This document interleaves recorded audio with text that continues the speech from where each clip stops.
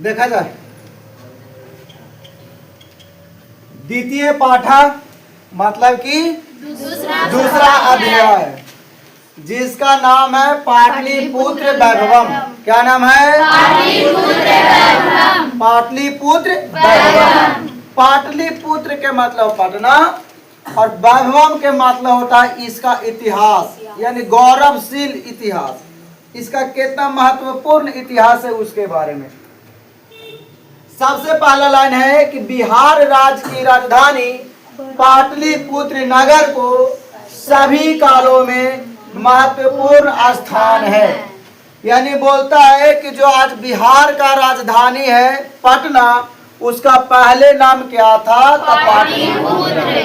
उसका सभी कालों में, सभी काल के मतलब जैसे अभी आधुनिक काल है, मध्य काल था, प्राचीन काल था, उसी प्रकार जितना भी काल था सभी कालों में इसका महत्वपूर्ण स्थान है। किसका? पाटलिपुत्र का। बोलता है इसका इतिहास लगभग 2500 वर्ष पुराना है। बोलेगा पटना का इतिहास कितना पुराना है? कितना पुराना? 2500 वर्ष पुराना है। यहाँ धार्मिक क्षेत्र, उद्योग क्षेत्र और राजनीतिक क्षेत्र विशेष रूप से ध्यान आकर्षित करता है। इन्हें बोलता है कि जो पटना है ना आज हमारा, वो पहले पाटलिपुत्र था। वो तुम्हारा 3 गो जो उसका क्षेत्र है उसमें बहुत वो सभी लोगों का अपने ओर आकर्षित करता है, यानी खींचता है। पहला कौन हो गया? तो पहला हो गया धार्मिक क्षेत्र, यानी धार्मिक रूप से जैसे गुरुद्वारा, जैसे महावीर मंदिर, ठीक। दूसरा में आता है राजनीतिक क्षेत्र, यानी राजनीतिक रूप से जैसे मुख्यमंत्री जी कहाँ रहेंगे? बड़ा बड़ा नेता भी कहाँ रहेंगे? पटना। और एक और चीज आ गया ओकरा में उद्योग क्षेत्र, यानी उद्योग भी अधिकांशता सब कहाँ है? तो 3 क्षेत्र जो है पटना का वो सभी लोग का ध्यान आकर्षित करता है। कौन कौन? तो धार्मिक, उद्योग और राजनीतिक। धार्मिक, उद्योग और राजनीतिक क्षेत्र। बोलता है कि राजनीतिक क्षेत्र तक। आगे बोलता है कि इसमें कुछ विदेशी यात्री पटना घूमने के लिए आए थे। कौन घूमने के लिए आए थे? विदेशी यात्री आए थे। कहाँ आए थे? पटना। क्या करने आए थे? घूमने आए थे। जिनका नाम है सुनिएगा, मेगास्थनीज, हायान, हवेनसान, इतिसिंह इत्यादि। 4 गो आए थे। कौन कौन? तो मेगास्थनीज, हायान, हवेनसान, इतिसिंह। ये 4 आदमी विदेशी थे जो पटना क्यों आए थे? तो घूमने के लिए आए थे। और पाटलिपुत्र का वर्णन अपने अपने स्मरण ग्रंथों में किया है। यानी जब घूमने आए थे तो उनका जो अपना अपना ग्रंथ है उसमें पटना के बारे में बहुत सा चीज लिखे हैं, यानी पाटलिपुत्र का वर्णन किए हैं अपना अपना ग्रंथों में ये सभी लोग। इस पाठ में पाटलिपुत्र वैभवम का समान परिचय दिया गया, यानी इसमें पटना के बारे में समान परिचय दिया गया, ज्यादा कोई बड़ा परिचय दिया गया नहीं है। आइए देखते हैं। बोलता है कि भारत के प्राचीन नगरों में पाटलिपुत्र जो गंगा के किनारे बसा है बहुत ही विचित्र शहर था। अब पूछेगा कि बताइए कि पटना कौन सा नदी के किनारे है? गंगा नदी के किनारे है। या गंगा नदी के किनारे कौन सा बसा हुआ है नगर? पटना है। और बोलता है कि ये विचित्र शहर था। उसके सब विषय में दामोदर गुप्त नाम का कवि कुटनिमताख्य काव्य में कहा है। एक कवि है जिनका नाम है दामोदर गुप्त। उनका एक काव्य है, यानी एक ग्रंथ है, एक रचना है, उसमें वो का बोले हैं कि इसके बारे में लिखे। आइए इसका में बोलता है जो श्लोक है वो, हालांकि श्लोक से कोई मतलब है नहीं, खाली कहानी सुनिएगा, फिर भी एक आध श्लोक पढ़ देते हैं। अस्ति महातिलकम सरस्वती कुलगृहम महानगरम नामना पाटलिपुत्रम परिभूत पुंद्रम स्थानम। यानी यहाँ पर बोलता है कि पाटलिपुत्र जो सरस्वती के घर के समान और सुंदर है। यानी पाटलिपुत्र को क्या बताया है? तो सरस्वती जी के घर के समान स्वर्ग और सुंदर है, पवित्र भी है। क्या है? पवित्र भी है, जिसका नाम पाटलिपुत्र है। अब पूछेगा यहाँ से कि बताइए सरस्वती के घर के जैसा कौन नगर है? पवित्र भी कौन है? अधिकार और सुंदर भी कौन है? इनकर घर के जैसा, सरस्वती के घर के जैसा। कोई दिक्कत नहीं है। देखिए यहाँ पर जो एक बात था थोड़ा सा कि जो गंगा नदी के किनारे पटना है, तो कौन सा दिशा में है? उत्तर दिशा में। कौन सा दिशा में? उत्तर दिशा। और गंगा नदी पर का है कि एक पुल बना हुआ है, वो एशिया का सबसे बड़ा पुल था, जिसका नाम था गांधी सेतु पुल। कौन पुल? गांधी सेतु पुल, जिसका लंबाई लगभग 8 किलोमीटर था। ठीक है, आइए तब पूछेगा कि गंगा नदी पर कौन सा पुल है? या गांधी सेतु पुल कहाँ है? कहाँ? पटना में। कोई दिक्कत? चलो आगे, यहाँ तक आगे समझ। बोलता है इधर सरस्वती जी के घर के समान।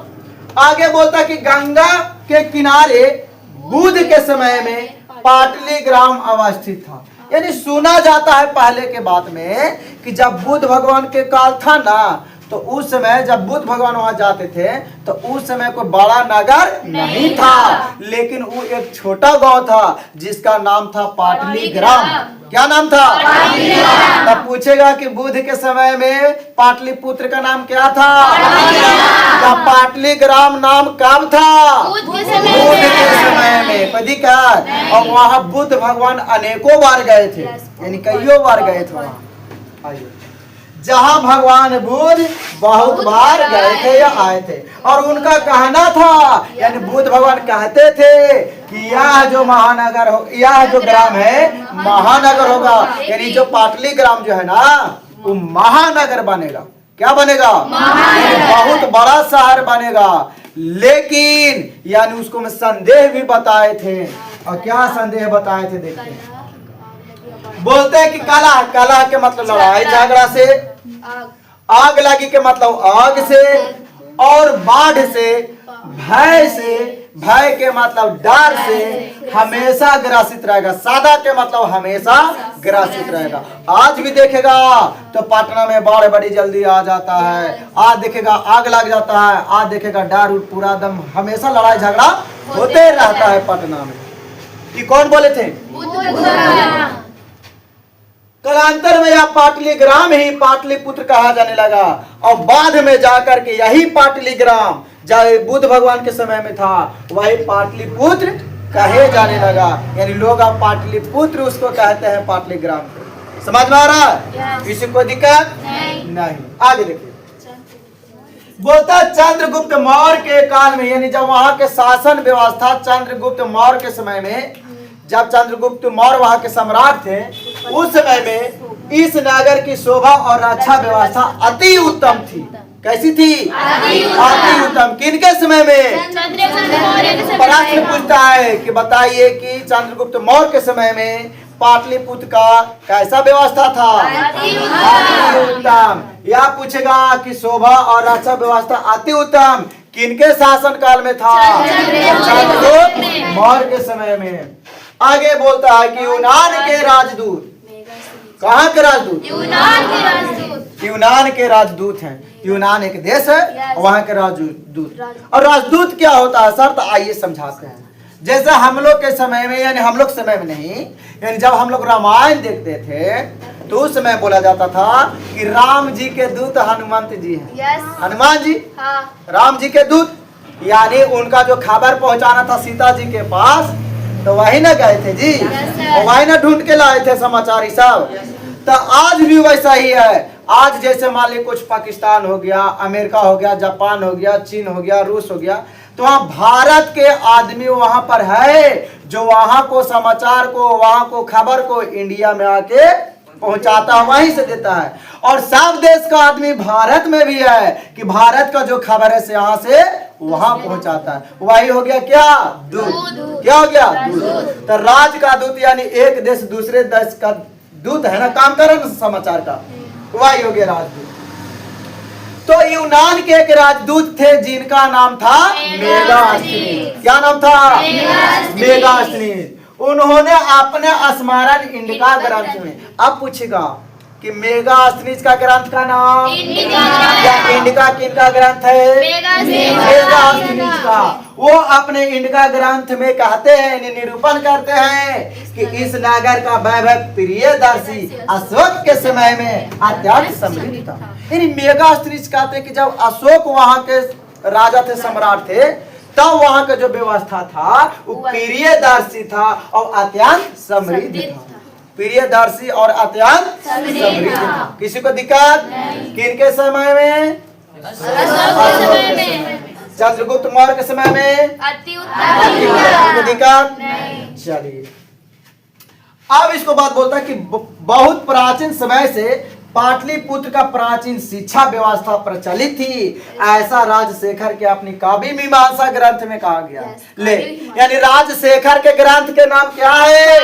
काव्य मीमांसा। यह काव्य मीमांसा किनका ग्रंथ है? राजशेखर का। वो क्या बोलते हैं से देखो, वो बोलते हैं कि प्राचीन शिक्षा व्यवस्था थी, यानी पाटलिपुत्र का जो शिक्षा व्यवस्था था बहुत पहले से चलते आ रहा है, बहुत पहले से चलते आ रहा है। आप बोलता है यहाँ पर जा कि यहाँ बारसों वर्ष तक पाणिनि, पिंगल, प्यानी, पतंजलि जैसे विद्वान ज्ञान का विस्तार कर ख्याति प्राप्त किए हैं, यानी फैलाए हैं, और ख्याति के मतलब पूरा प्रसिद्ध हो गए हैं, पूरा प्रसिद्ध हो गए। हम लोग तो उतना नहीं जानते, फिर भी हम लोग पतंजलि का नाम जरूर सुनते हैं, जो रामदेव बाबा आजकल प्रचार ज्यादा करते हैं। तो वहां पर जो शिक्षा व्यवस्था था ना, बहुत प्राचीन से चलते आ रहा, बहुत प्रसिद्ध भी था और बहुत नाम भी कमाया है, ख्याति के मतलब नाम भी कमाया है। लेकिन उनमें से हम लोग एक जानते हैं जो आज भी है पतंजलि। किसी को दिक्कत? आगे कुछ प्राचीन संस्कृत ग्रंथों में, यानी कुछ प्राचीन यानी पुराना संस्कृत ग्रंथ है, उसमें पुराण आदि में पाटलिपुत्र का दूसरा नाम कुसुमपुर भी प्राप्त होता है। यानी बोलता है कि कुछ कुछ संस्कृत के जो ग्रंथ है ना, ओकरा में पटना के दो और नाम बताया गया है। कौन कौन थे? कुसुमपुरम पुष्पुरम और कुसुमपुर। पुष्पुरम और कुसुमपुर दो नाम और बतलाया गया है। किसको? दिक्कत? आइए आगे।